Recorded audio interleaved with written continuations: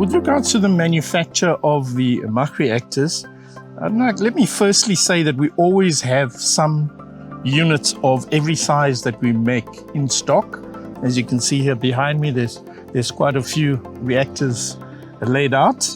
And we do this because there'll always be one client, there'll be that client that needs a unit immediately that is completely ready to install, where we have to deliver immediately.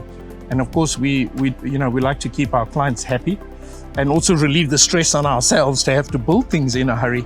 And so we generally have quite a few units in stock to be able to assist most clients. But the reason we do keep the stock, because it does take some time to build a MACH from scratch. So it will take about 4 months. It may sound like a long time in isolation, but if you consider that for a client that's actually doing a MACH installation from scratch, where they have to manufacture the pipes and order things like pumps, etc. it can take as long as 6 months just to get a pump to sites.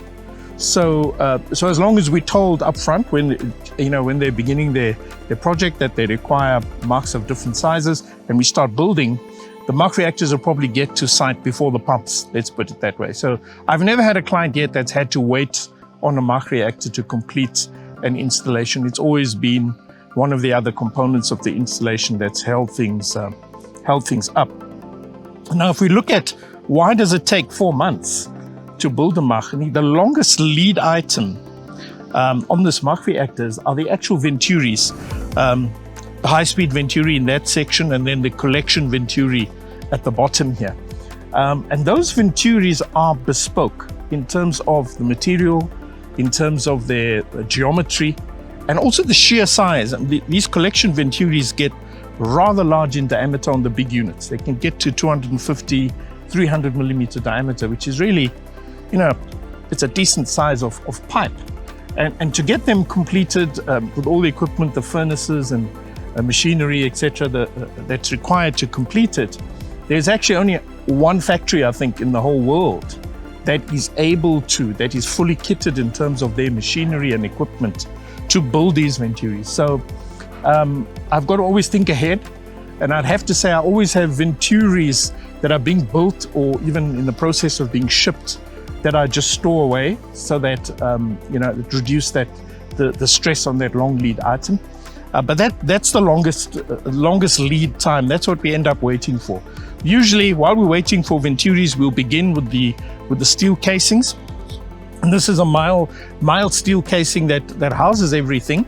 That is coated with an acid-resistant paint so that it can take the chemically corrosive environments of a lot of plants. And then, of course, this is stainless steel. This isn't mild steel. The gas ring main is made out of stainless steel, and that's also fashioned together with the steel casing while we're waiting on the venturis. And then there's some precision machining which we have to do at our factory as well, such as this HDPE gas lance section, which actually fits into the unit to inject the gas in, and slots in just there at the end of that stainless steel section. And then my most favorite piece of all, also the best paperweight I've ever had, is this non-return valve, which is a GoldOre design. I had lots of fun. I can say I had as much fun designing this non-return valve as this entire reactor.